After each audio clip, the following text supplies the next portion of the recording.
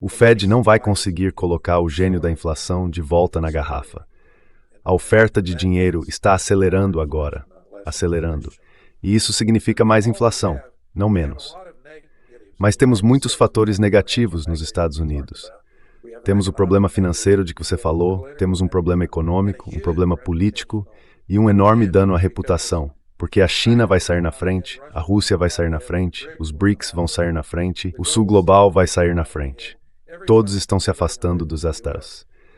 Na verdade, foi anunciado no início desta semana que os franceses concluíram a retirada de todo o seu ouro dos Estados Unidos. Essa mudança é apenas um dos muitos pequenos sintomas do que está acontecendo.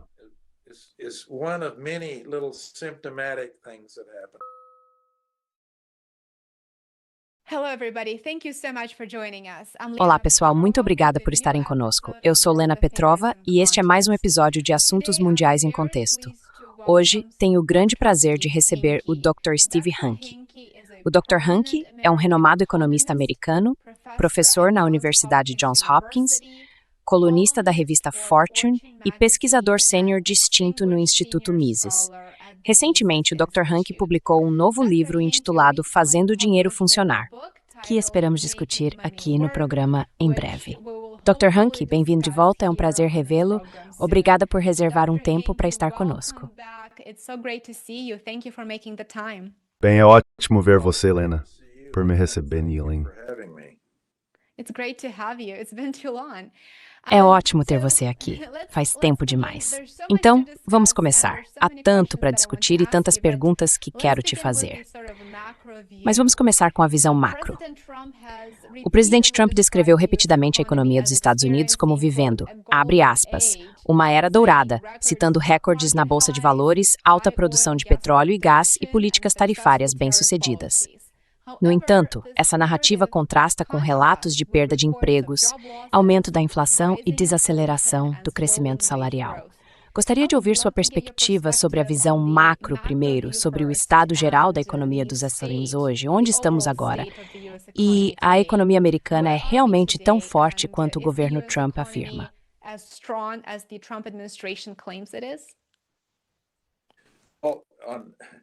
Bem, Lena, em 8 de abril de 2026, enquanto conversamos, o dia após o chamado cessar-fogo com o Irã ter sido assinado, selado e entregue, vamos começar com uma declaração geral.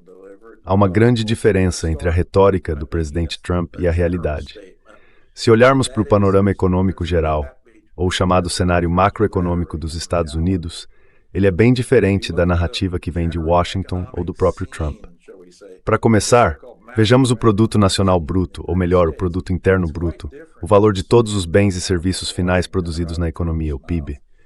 Em 2024, o crescimento do PIB foi de 2,8% ao ano, e no primeiro ano do governo Trump, 2025, caiu para 2,1% ao ano. Portanto, não aumentou, não foi uma era dourada. O PIB, na verdade, diminuiu.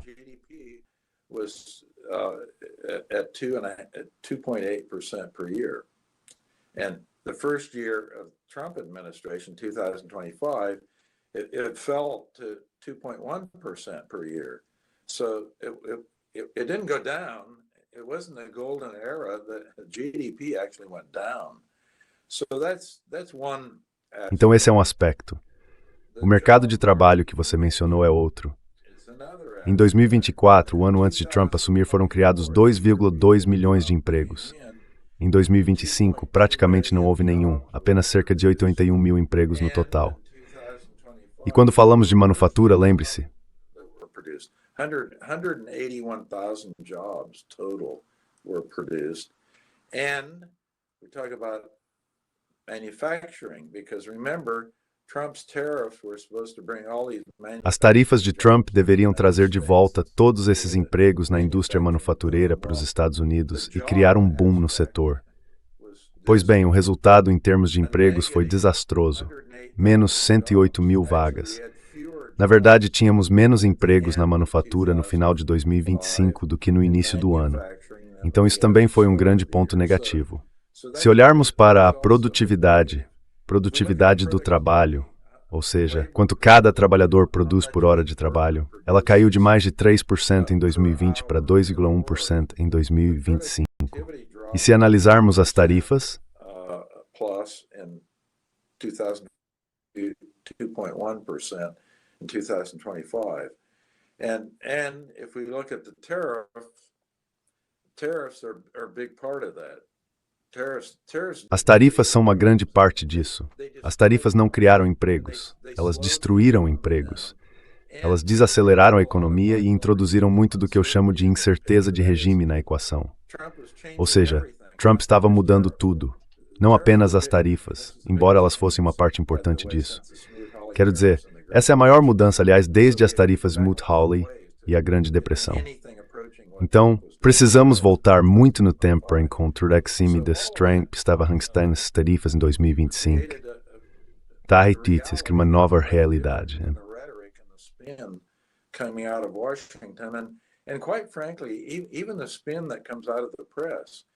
Isso é bem diferente da retórica e da manipulação que vem de Washington. E, francamente, até mesmo a manipulação da imprensa, até de veículos que supostamente são de centro-esquerda, como o The New York Times, o grande jornal de referência nos Estados Unidos, não mostra o que estou dizendo. Quero dizer, a narrativa que vem do The New York Times e de outros meios de comunicação tradicionais não mostra realmente a seta apontando para baixo. Isso nunca é realmente enfatizado.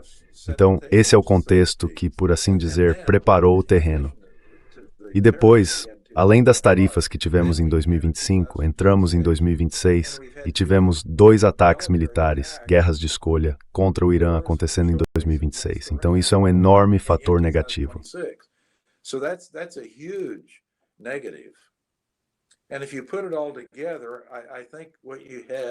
E se você juntar tudo, acho que o que temos é o seguinte: Trump se esquiva e se movimenta, e as pessoas dizem, bem, é difícil entender o que se passa na cabeça dele. De fato é, mas há certas coisas que ficam de fora e são coisas grandes. Uma delas é o intervencionismo. Há 3 grandes ismos que ficam de fora.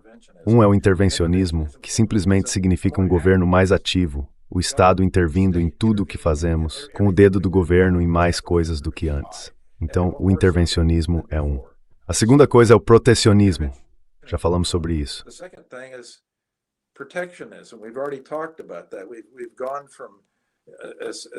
Saímos de um protecionismo essencialmente mínimo, cada governo reduzindo, e então veio Trump e tivemos um enorme salto, voltando aos níveis da Grande Depressão. Realmente, não tínhamos visto nada parecido.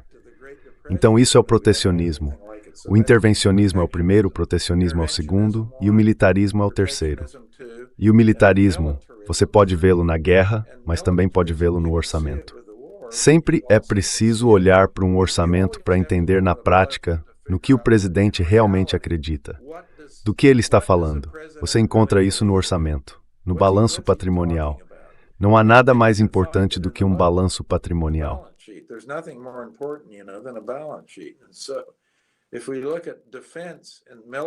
E então, se olharmos para defesa e militarismo, ele quer aumentar os gastos com defesa de 1,1 trilhão dólares para 1,5 trilhão no próximo ano fiscal. Agora, esse é um aumento enorme nos gastos com defesa. Um aumento realmente monstruoso. Se você olhar para os 1,5 trilhão, Lena, e perguntar, bem, quantos outros países gastam em defesa, é preciso somar cumulativamente 37 países antes de chegar a um número que alcance 1,5 trilhões. Então estamos gastando, ou gastaremos se esse valor de 1,5 trilhão dólares acabar sendo aprovado pelo Congresso, tanto quanto os 37 maiores gastadores em defesa do mundo juntos. Isso é simplesmente gigantesco. E aliás, onde está o lar do desperdício, da fraude e do abuso? The home of waste, fraud and abuse is where? It's in the Defense Department. Está no Departamento de Defesa. Há 29 anos, eles nunca conseguiram fazer uma auditoria. Quero dizer, você é contador e sabe o que é uma auditoria. Eles nunca conseguiram auditar o Departamento de Defesa. É tão disfuncional e desorganizado que nenhum auditor colocaria um selo de aprovação de CPA, como um selo de qualidade, nas contas. Então é aí que estamos. E eu acho que a perturbação causada pela guerra, que aliás ainda não acabou, nos deixou com um cessar-fogo provisório, mas nem sabemos sobre o que as duas partes estão realmente negociando. E ficamos com uma situação em que, no curto prazo, vamos supor que o cessar-fogo funcione perfeitamente, o Golfo seja reaberto, o Estreito de Hormuz seja reaberto, e tudo volte ao normal a partir de 8 de abril.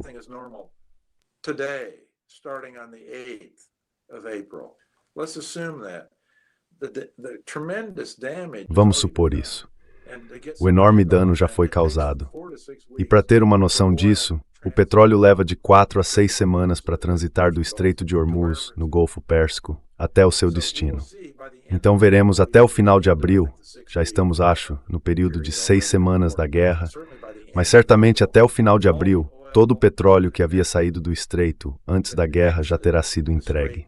E então haverá uma grande lacuna, porque tivemos esse período de 6 semanas em que essencialmente nada ou muito pouco saiu do Golfo.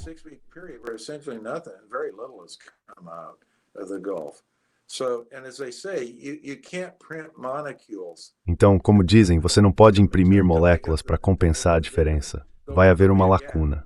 E já existe uma escassez física de petróleo. Na maioria dos países asiáticos, o estoque médio de petróleo é de apenas cerca de 30 dias. Então, isso vai acabar. Haverá essa lacuna, e os preços do petróleo já estão subindo na Ásia. No mercado físico, o mercado à vista, eles estão muito mais altos do que no mercado de papel. O que você lê na imprensa?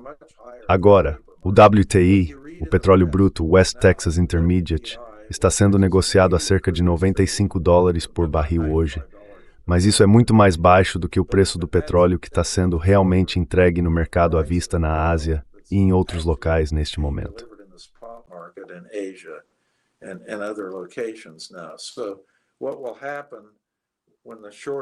Então, o que vai acontecer quando a escassez realmente atingir no final do mês é que o mercado futuro de preços, ou mercado de papel, como eles chamam, será confrontado pela realidade, e esses preços de papel, na verdade, voltarão a subir. Eles vão subir para se igualar aos preços físicos. Portanto, prevejo que até o final do mês, veremos o petróleo em alta, não em queda. Ele vai subir.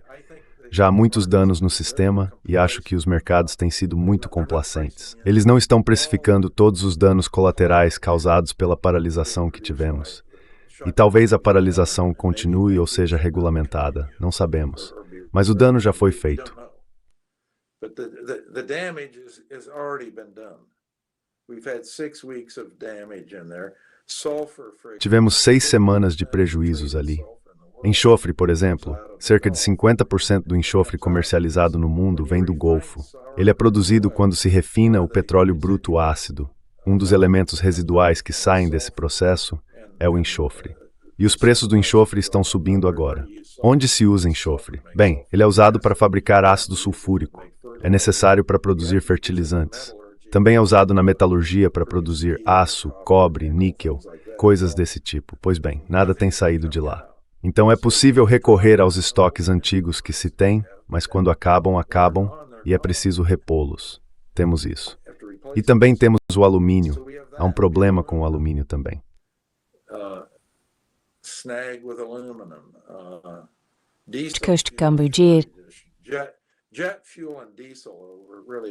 O querosene de aviação e o diesel são realmente onde estão as faltas físicas. E isso vai aparecer até mesmo nos Estados Unidos. Todo mundo diz, os Estados Unidos exportam mais petróleo do que importam. Isso não é verdade, aliás. Na realidade, importamos mais do que exportamos. Se você considerar todos os produtos de petróleo juntos, colocar tudo no mesmo pacote, exportamos mais produtos de petróleo, se incluir petróleo, e assim por diante, além de gás natural, GNL e tudo mais do que importamos. Mas se você olhar apenas para o petróleo, na verdade importamos mais petróleo do que exportamos. Então mesmo essas coisas realmente não são captadas ou relatadas pela imprensa. Isso nos leva à regra dos 95% de Hanke. 95% do que você lê na imprensa é ou errado ou irrelevante.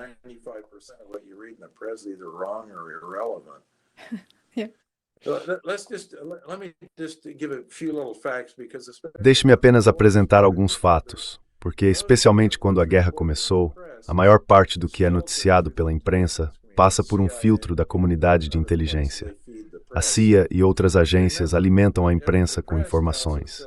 Então lembrem-se, a imprensa nos disse que a economia do Irã estava em colapso e que se simplesmente decapitássemos a liderança, tudo mudaria em 2 ou 3 dias. Haveria uma revolução nas ruas e tudo ficaria bem. Pois bem, acontece que a economia não estava em colapso. Na verdade, se você olhar para 2008, quando começou a grande crise financeira, e indexar o PIB per capita, o que eu fiz, e defini-lo como 100, ele vai de 100 no Irã até cerca de, digamos, 115. É 114 alguma coisa. Se você olhar para a Arábia Saudita, ele vai de 100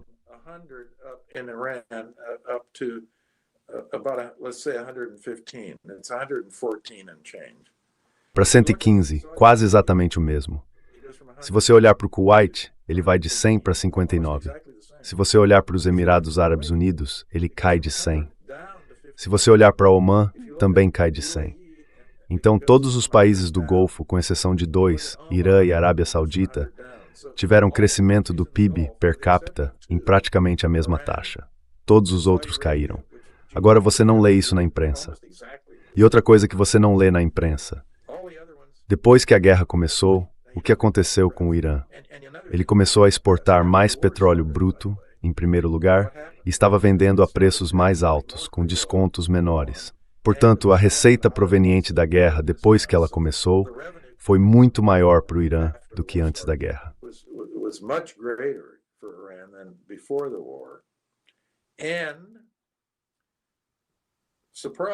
E surpresa, o real iraniano não entrou em colapso. Na verdade, ele se valorizou 9% em relação ao dólar americano desde o início da guerra. E a inflação caiu de pouco mais de 90% para algo um pouco abaixo de 60%. Eu meço a inflação todos os dias. Sou o único no mundo que sabe como fazer isso e consegue fazê-lo. Então esses são os números. O real, a moeda, ficou mais forte depois que a guerra começou e a inflação diminuiu, não aumentou. Onde você lê isso na imprensa? Você já leu algo assim, Lena? Não, acho que não me deparei tão parecido. Não. Eles não vão noticiar isso porque a imprensa é essencialmente autocensurada. Isso está por aí por ter o terceiro maior número de seguidores no Twitter entre os economistas do mundo. 842 mil seguidores. E eu publico sobre esse tipo de coisa todos os dias. E, aliás, a imprensa acompanha meu Twitter, eu sei disso. Mas eles não divulgam esses números.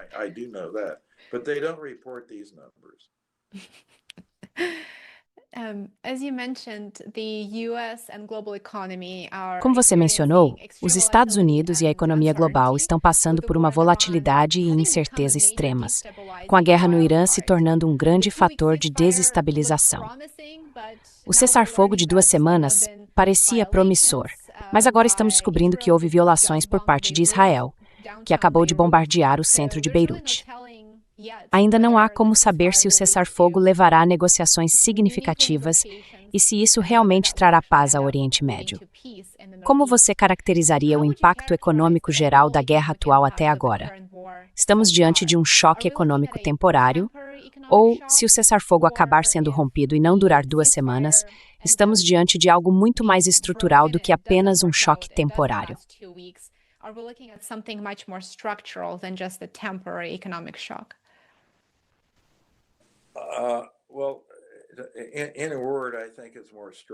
Bem, em uma palavra, acho que é algo mais estrutural. Você tem o resultado da guerra do ponto de vista econômico. É muito difícil dizer porque não conhecemos o cenário. Sabemos o que aconteceu desde o início da guerra até hoje, certo? Isso é ruim, inequivocamente ruim para a economia mundial, as economias europeias, asiáticas, a economia dos Estados, as economias dos BRICS, todos.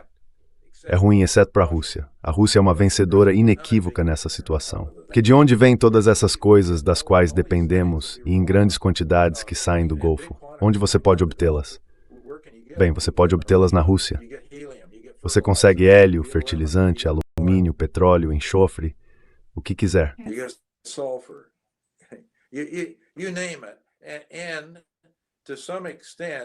E até certo ponto isso foi reconhecido. Na verdade, esse é um dos benefícios da guerra, do meu ponto de vista, o fato de que muitas das sanções contra a Rússia foram suspensas, pelo menos temporariamente. E eu acho que talvez isso seja o começo do desmantelamento do regime internacional de sanções que temos, o que é muito ruim, aliás. Sanções são muito ruins, elas nunca funcionam. São um tipo de medida protecionista. Então, do meu ponto de vista, se nos livrássemos de todas as sanções, seria ótimo. Mas pelo menos temporariamente nos livramos de algumas delas. Mesmo porque o Irã conseguiu vender mais petróleo, porque as sanções sobre o petróleo iraniano foram suspensas temporariamente. Então os Estados Unidos entram em guerra com o Irã e suspendem temporariamente as sanções para que eles possam exportar petróleo.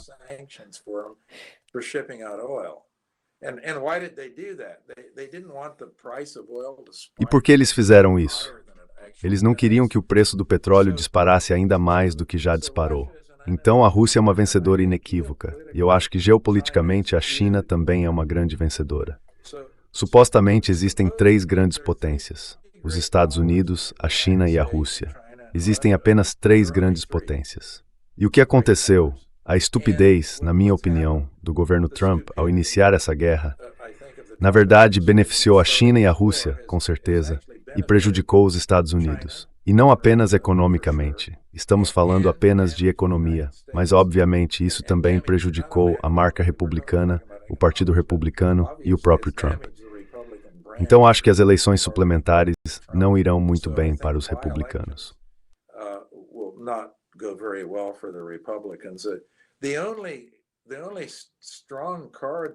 A única carta forte que os republicanos têm são os democratas. A oposição é tão ruim que, bem, a única coisa que favorece os republicanos é a oposição, os democratas, de certo modo. Mas os republicanos sairão prejudicados e enfraquecidos, e acho que o desempenho deles será bem ruim, na verdade. Então, isso é uma questão política, local. Mas o grande dano será de longo prazo, e esse é o da reputação dos Estados Unidos. Quem quer lidar com os Estados Unidos quando eles se comportam assim? E quem pode acreditar nos Sims? Um dia dizem uma coisa, no outro dizem outra.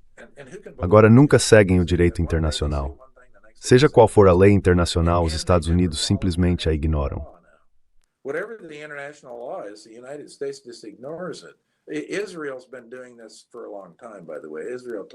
Aliás, Israel vem fazendo isso há muito tempo. Israel ignora completamente. E você mencionou o cessar-fogo. Agora, o primeiro-ministro do Paquistão está liderando as negociações para o acordo de paz, ou de cessar-fogo. Quando isso foi anunciado, o primeiro-ministro do Paquistão indicou que o acordo abrangeria tudo, inclusive o Líbano. E imediatamente quem o quebrou? Eles disseram que iam quebrar, mas os israelenses afirmaram: isso não cobre tudo. Concordamos sobre o Irã, mas não sobre o Líbano. E, aliás, os ataques foram ferozes hoje no Líbano. Houve, acho, mais de 100 ataques aéreos e muitas mortes. Não sei qual é o número total, mas acho que está na casa das centenas.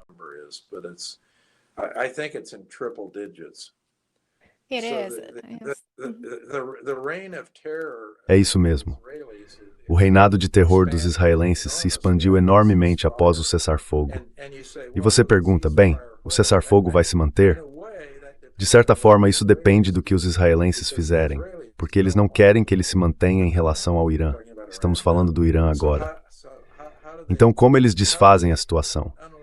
Eles realizam uma série de operações de bandeira falsa, colocando bombas e coisas do tipo em Dubai, Arábia Saudita, Kuwait, lugares como Omã.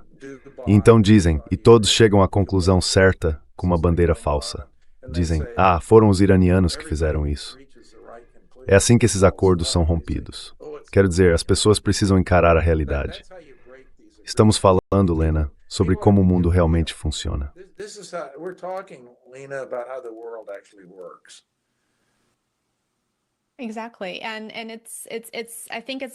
Exatamente.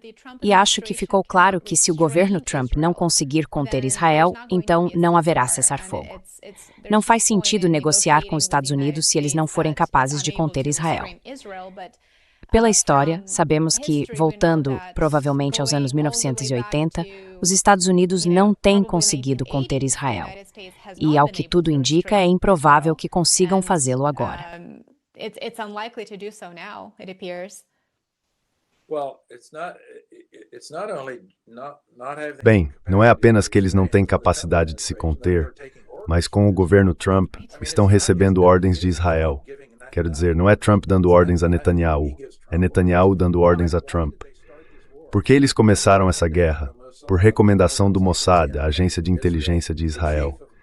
O chefe do Mossad disse que uma decapitação funcionaria, que a guerra daria certo, e que se você matasse o líder supremo e grande parte da liderança, então, em alguns dias, tudo desmoronaria e haveria uma mudança de regime. Bem, isso é muito interessante, porque, em primeiro lugar, não é o que o Mossad historicamente dizia. O chefe anterior do Mossad, Cohen, sempre sustentou que a decapitação não funcionaria.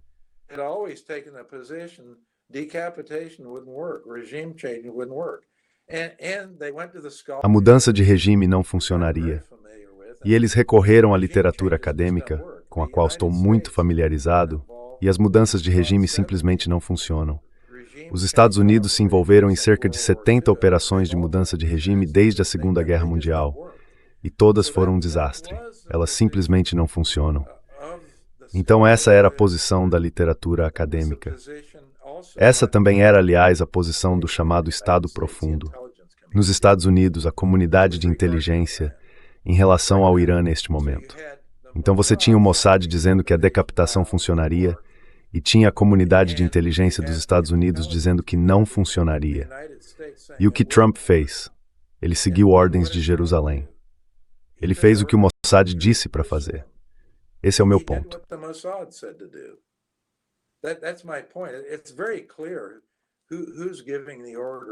Está muito claro quem está dando as ordens e como as coisas funcionam. E está muito claro que a posição do Mossad, que eu achava correta antes, mudou com a nova liderança do Mossad. E sabemos qual é o resultado. Fiel ao padrão, fiel à história, fiel a toda a literatura acadêmica, não funcionou. E tudo o que você precisa fazer, aliás, se as pessoas quiserem uma boa referência sobre isso, é olhar um livro escrito há alguns anos por Lindsay O'Rourke. O livro dela se chama Covert Regime Change, acho que esse é o título exato, e foi publicado pela Cornell University Press. É um estudo acadêmico sobre o assunto, e ela analisa todos esses casos e o quão desastrosos eles foram.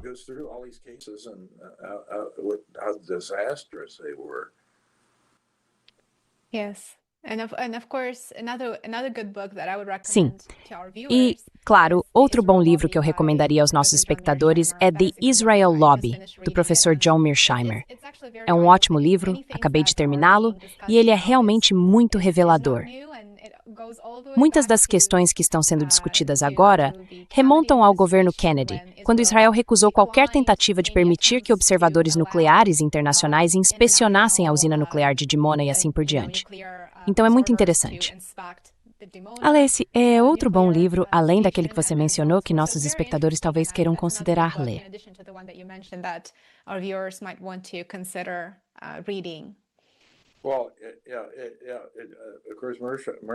Bem, é claro, Mearsheimer é um amigo e um dos grandes analistas desse tipo de assunto. E no que diz respeito à guerra na Ucrânia, às negociações com o Irã e à guerra em Gaza, John Mearsheimer, professor da Universidade de Chicago, ele acertou em cheio. Ele entendeu tudo. Agora, quem é Lindsay O'Rourke? Lindsay O'Rourke, por acaso, obteve seu doutorado com quem? John Mearsheimer. Enfim, se as pessoas realmente quiserem ter uma visão aprofundada do que está acontecendo quase diariamente, deveriam conferir os podcasts no YouTube, em que várias pessoas entrevistam Mearsheimer. Ele está em alta agora, e você pode encontrá-lo no YouTube. Quero dizer, ele aparece quase todos os dias. Sempre há alguma nova entrevista com John Mearsheimer. Sim. Aliás, é muito interessante. Ele é o homem mais conceituado nesse campo, no mundo. Quero dizer, qualquer estudioso saberia disso. Mas ele quase nunca é citado na mídia tradicional. Você o encontra nesses podcasts, no entanto, e ele claramente gosta de participar deles. Ele é muito articulado e claro, então eu recomendaria muito ouvir o que ele tem a dizer.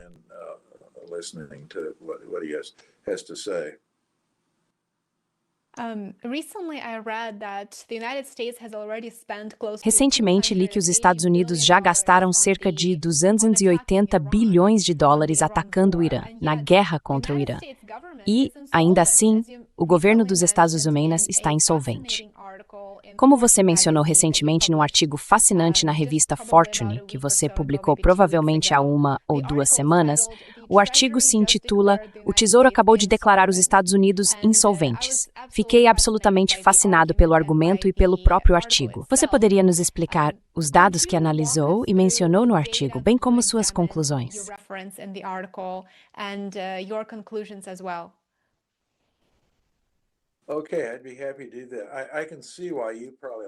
Certo, ficarei feliz em fazer isso. Consigo entender por que você provavelmente gosta disso, sendo um contador público certificado. Você pode mergulhar no balanço patrimonial e nos detalhes. Agora, eu coautorizei isso com um bom amigo e colega meu, Dave Walker, que foi o controlador-geral dos Estados Unidos. Nós nos unimos para analisar as demonstrações financeiras quando elas foram publicadas, aliás. O governo dos Estados Unidos todo ano produz as demonstrações financeiras. Então, se você olhar para elas... Bem, vamos apenas olhar para o orçamento em si, antes de entrarmos nos itens fora do orçamento. O orçamento mostra ativos de cerca de 6,1 trilhões e passivos de cerca de 48 trilhões. Quando os ativos são muito menores que os passivos, você está insolvente. Então esse é o orçamento. Bem, devo dizer, esse é o balanço patrimonial, não o orçamento. Esse é o balanço patrimonial.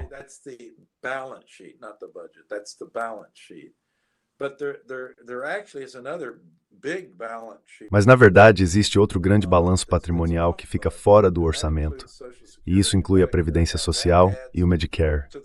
Isso acrescenta aos 48 trilhões em passivos, é preciso adicionar um pouco mais de 88 trilhões de dólares, ou seja, praticamente dobra o tamanho dos passivos. Se você combinar os itens dentro e fora do orçamento, e esses itens fora do orçamento são basicamente passivos não financiados, não há nenhuma provisão para o financiamento dessas obrigações. Elas são simplesmente compromissos do governo federal. O governo promete pagar, e se esses compromissos não são financiados, mas ainda assim os pagamentos são feitos, o que isso significa?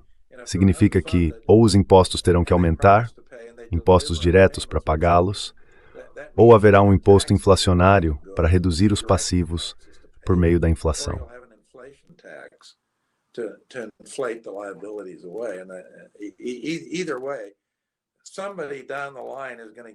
De qualquer forma, alguém mais adiante vai acabar sendo atingido por isso. Já são 88 trilhões e subindo. Então, em resumo, se você combinar os orçamentos, Lena, são 6,1 trilhões de dólares em ativos e 136 trilhões em passivos. Essa é a insolvência. Então, o que fazer a respeito? Bem, Walker e eu destacamos algumas propostas de lei que já estão em andamento e que começariam a enfrentar o problema. Uma delas criaria uma comissão fiscal, e há um projeto de lei para isso, o HR 3289, caso alguém queira procurar. É co-patrocinado por Bill Huizenga e Scott Peters. Huizenga é um republicano de Michigan e Peters é um democrata. Acho que já há mais de 40 coassinaturas.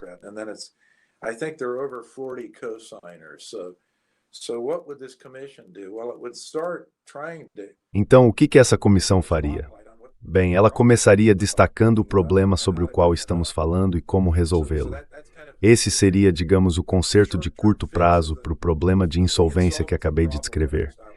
Eles começariam a lidar com isso. O próximo projeto de lei é, de certa forma, mais significativo e foi patrocinado por Jody Arrington, do Texas.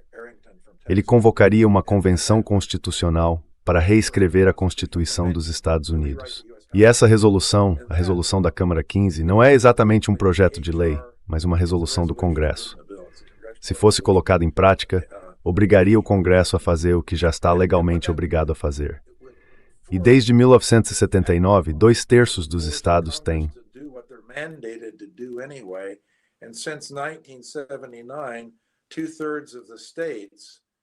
Eles propuseram realizar uma convenção constitucional, uma limitada, focada em restringir os políticos para que não pudessem se envolver nos tipos de atividades que nos tornaram insolventes.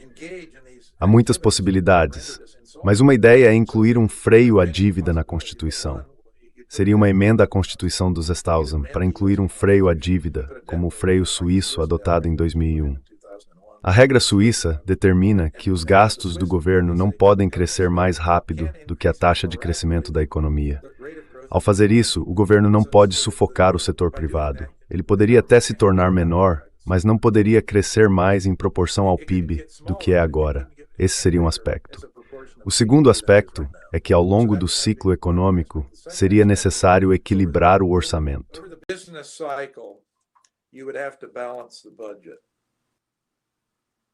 I situationen till bara förmedla TV till.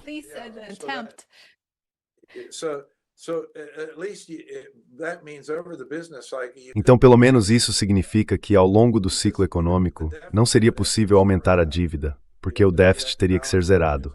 Seria necessário equilibrar receitas e despesas, e essas despesas não poderiam crescer mais rápido do que a própria economia. Se a economia está crescendo, como no ano passado, a uma taxa real de 2,1%, então os gastos do governo só poderiam crescer 2,1%. Aliás, atualmente é muito mais do que isso, mais que o dobro. Isso significa que o governo está se expandindo. E isso significa que Trump, é claro, que não tem nenhum interesse em sanidade fiscal, adere ao que eu chamo de loucura fiscal.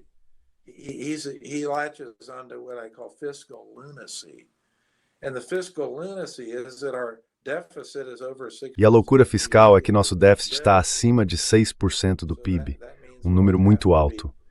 Isso significa que teremos que emitir muitos títulos e bônus do Tesouro para financiá-lo, e esperamos que o Fed não os monetize. O Fed não vai comprar. Bem, o Fed já está comprando, aliás. Em dezembro, o Fed passou do aperto quantitativo quando estava reduzindo o tamanho do balanço e deixando vencer os títulos e bônus que possuía, reduzindo. Agora, eles passaram do aperto quantitativo para o afrouxamento quantitativo.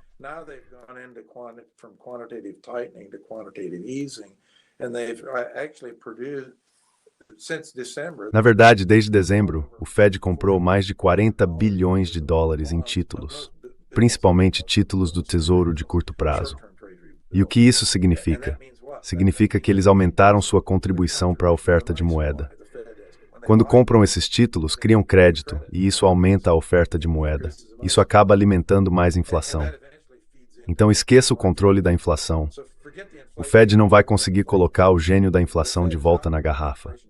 A oferta de moeda está acelerando agora, acelerando. E isso significa mais inflação, não menos.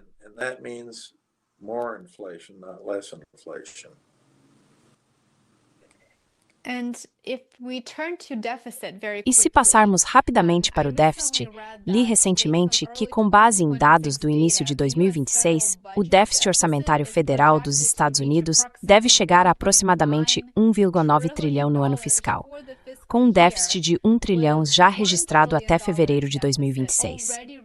Dr. Henke, em que ponto um déficit grande e crescente se torna uma crise em vez de uma condição administrável?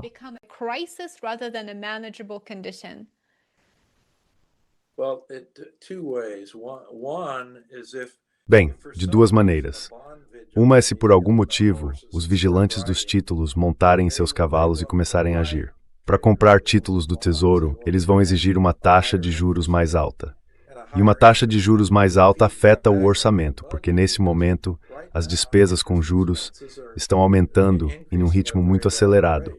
Elas estão consumindo, bem, o número exato eu não lembro de cabeça hoje, algo em torno de 15% do orçamento, o que é um número muito alto, aliás. São 15% das despesas orçamentárias indo apenas para o serviço da dívida. Ou seja, não está comprando nada, nem transferindo dinheiro de volta aos contribuintes ou algo do tipo. Está indo para as pessoas que compraram os títulos.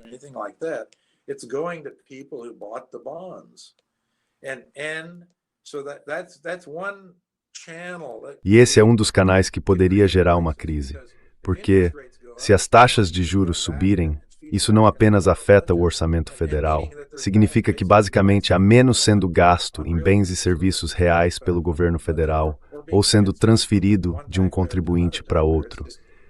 É apenas dinheiro indo, de certa forma, para um buraco negro.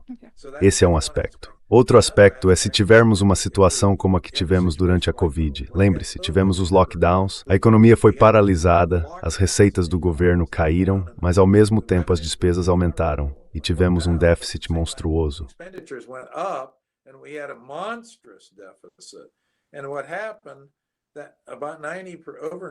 E o que aconteceu foi que mais de 90% daquele déficit monstruoso foi financiado por quê? Pelo Tesouro emitindo títulos e notas que foram comprados pelo Federal Reserve e monetizados. Você monetiza a dívida.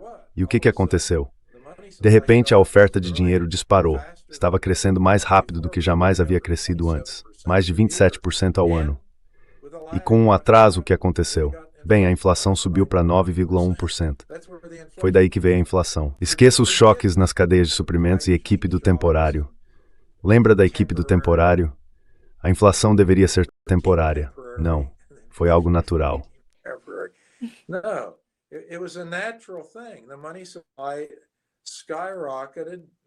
A oferta de dinheiro disparou, crescendo mais rápido do que em qualquer outro momento desde que o Federal Reserve foi fundado em 1913. E, de fato, com cerca de um ano de defasagem, a inflação decolou. Aliás, as únicas pessoas que realmente previram isso foram John Greenwood e eu, usando a teoria quantitativa da moeda. Dissemos em um artigo publicado no Wall Street Journal, para registro, que a inflação poderia subir até 9%. Todo mundo achou que éramos loucos na época. E o que aconteceu? Chegou a 9,1%. Acho que foi por isso que você me procurou pela primeira vez, por causa dessa previsão. Você viu, reconheceu e disse, bem, talvez esses caras saibam de algo.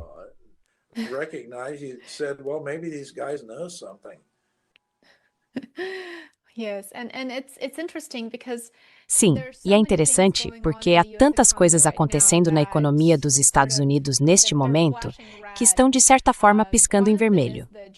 Uma delas é o mercado de trabalho.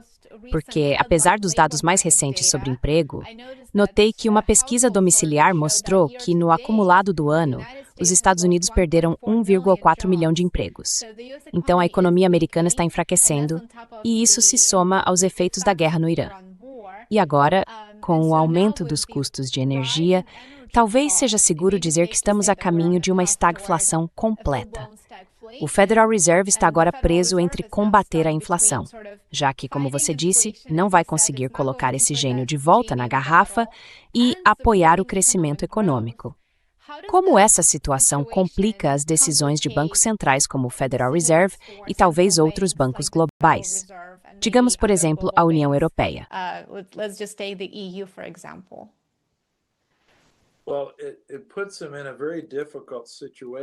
Bem, isso os coloca numa situação muito difícil, porque houve políticas monetárias equivocadas nos Estados Unidos, na Europa e na Grã-Bretanha. E também houve políticas fiscais equivocadas. Ninguém tem margem de manobra, não há mais espaço para isso. Todos estão operando com déficits enormes, têm níveis muito altos de dívida, e com a política monetária estão tentando trazer a inflação de volta à meta, mas a inflação ainda está acima da meta. Então, essa é a situação antes mesmo de a guerra começar. E a guerra, para usar um pouco de jargão, mas as pessoas vão entender, faz o quê? Ela impõe um enorme choque exógeno negativo ao sistema.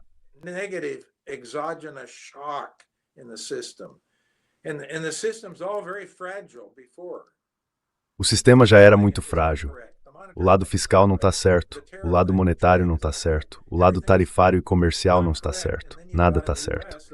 Então, nos Estados Unidos, a maior economia do mundo e a potência mais poderosa, há essa incerteza de regime em que não apenas as políticas monetária e fiscal padrão estão desequilibradas, mas tudo ao redor delas também é incerto. Então, você tem a maior economia meio que se equilibrando em uma perna, e aí começa uma grande guerra. Isso é pura loucura.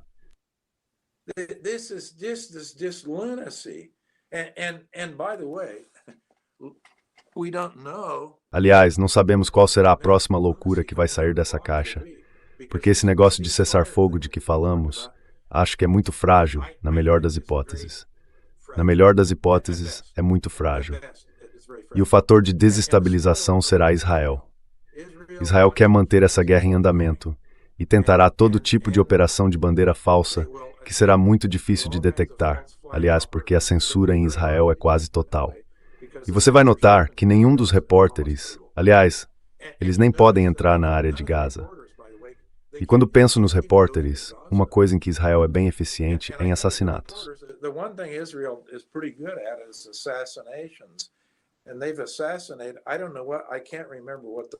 Eles assassinaram, não sei qual é o número final, mas está na casa das centenas de jornalistas que foram mortos.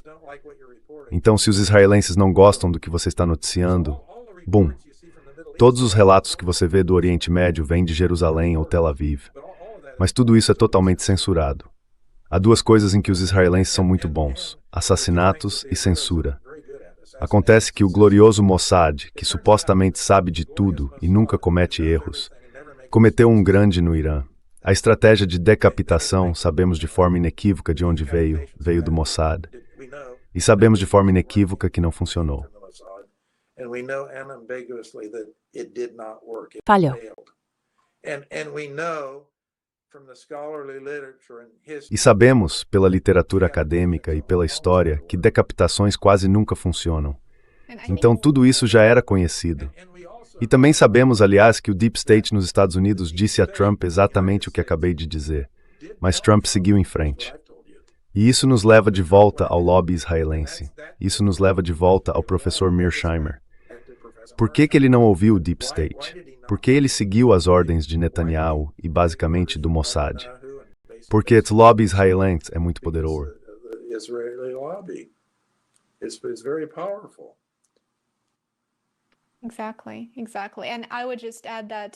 Exatamente, exatamente.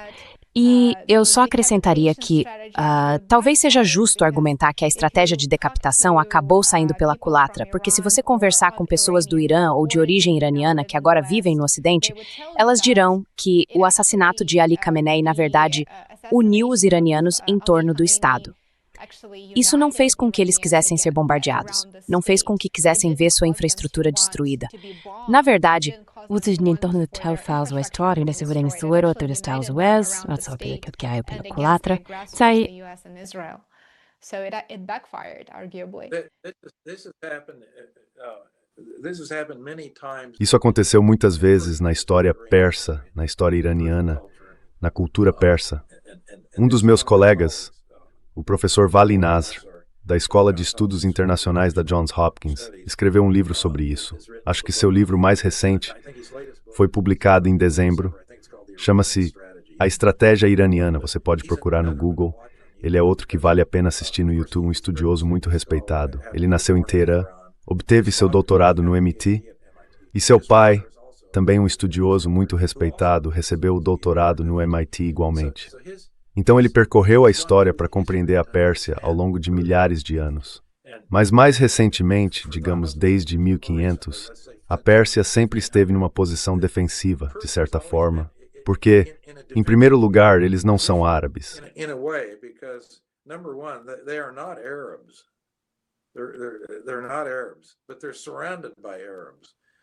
Eles não são árabes, mas estão cercados por árabes. Então eles tiveram os árabes, digamos, como desafiantes. Isso tem sido uma constante. Tiveram a Rússia desafiando-os. Tiveram a Grã-Bretanha desafiando-os. Tiveram os Estados Unidos desafiando-os. Tiveram Israel desafiando-os. Sempre esses desafios, mas eles persistem com esse efeito de união em torno da bandeira. Quando são atacados e as pessoas tentam destruí-los, o que fazem? Unem-se em torno da bandeira. E ele passa por isso e indicou, e até previu antes da guerra anterior deste ano com o Irã, que era exatamente isso que fariam, e foi o que fizeram. A conclusão dele, assim como a de Mearsheimer, aliás, ambos estão de acordo, é que quanto mais a guerra se prolongar, melhor será para o Irã. Eles serão.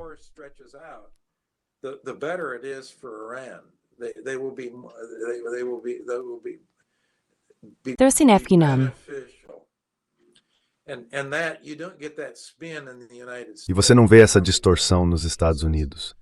A máquina de propaganda sabe que eles foram destruídos, isso e aquilo. Mas na verdade foram o quê? As guerras na verdade os ajudaram porque eles controlam o Estreito de Hormuz, o ponto de estrangulamento. Existem 8 pontos de estrangulamento no mundo, e um deles é o Estreito de Hormuz. Eles controlam esse. E o outro é um estreito que leva ao Mar Vermelho. E quem controla esse? Os Houthis. Certo, exatamente. Então, se esses dois estreitos fossem realmente fechados, teríamos praticamente uma catástrofe na economia mundial. Então, tenha isso em mente. E por fim, aparentemente alguém disse ao Trump que ele vai destruir a economia mundial se isso continuar. Agora ele vai apresentar isso como ganhamos tudo, consegui tudo o que queria, foi maravilhoso e assim por diante.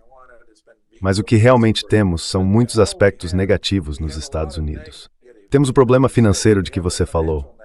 Temos um problema econômico, temos um problema político e um enorme dano à reputação, porque a China sairá na frente, a Rússia sairá na frente. China will come out ahead, Russia will come out ahead, BRICS will come out ahead, the global south will come out. Os BRICS sairão na frente, o Sul Global sairá na frente. Todos estão se afastando dos Estados Unidos. Na verdade, foi anunciado no início dessa semana que os franceses concluíram a retirada de todo o seu ouro dos Estados Unidos. Essa mudança é uma das muitas coisas pequenas e sintomáticas que estão acontecendo. Não dá para se afastar totalmente, só para deixar claro. A maior potência do mundo são os Estados Unidos. Não há como fazer uma mudança de 100%. Mas, na margem, é possível se afastar um pouco. E isso será muito prejudicial para os Estados Unidos, acredito, a longo prazo. O custo de longo prazo dessas tarifas e da guerra contra o Irã será muito significativo.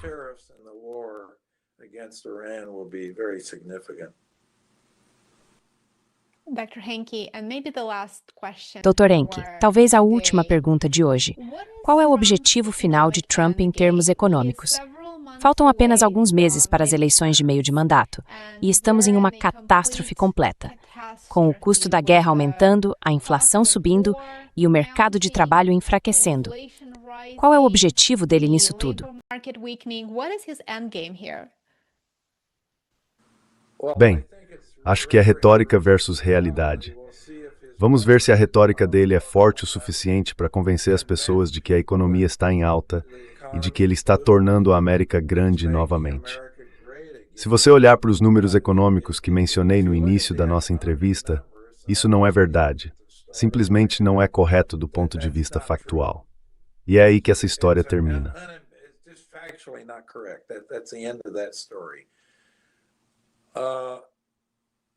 E eu acho que o público basicamente percebe o que acabei de te dizer de forma factual. Os números dele, nas pesquisas sobre todos os indicadores econômicos, estão caindo. Então, a opinião pública, pelo que vale, agora Trump vai dizer que é um monte de besteira, que não vale nada até ele conseguir um bom número. Se os números são ruins, ele diz que é besteira. Se os números são bons, ele diz, meu Deus, esses caras são gênios. Então é aí que estamos. As pessoas precisam ter muito cuidado com a manipulação que vem de Washington. E lembrem-se da regra dos 95% de Henke. 95% do que você lê na imprensa é o errado ou irrelevante.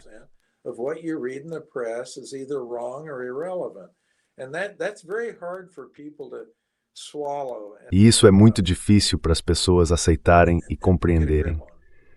Veja, aliás, Mearsheimer, é disso que estamos falando. Retórica versus realidade. Agora, você sabe a Escola de Estudos Internacionais. Mearsheimer, ele é um realista, certo?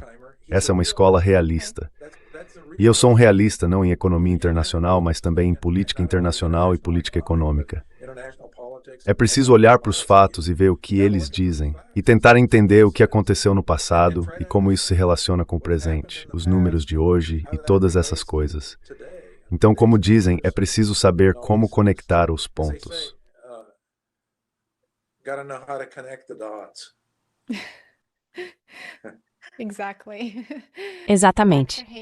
Dr. Henke, muito obrigado por se juntar a nós. Essa foi uma conversa fascinante, eu realmente gostei. E sei que nossos telespectadores adorariam de volta ao programa em breve. Estou ansioso por isso. Bem, estou ansioso para me juntar a você novamente, Lena. Obrigado por me receber.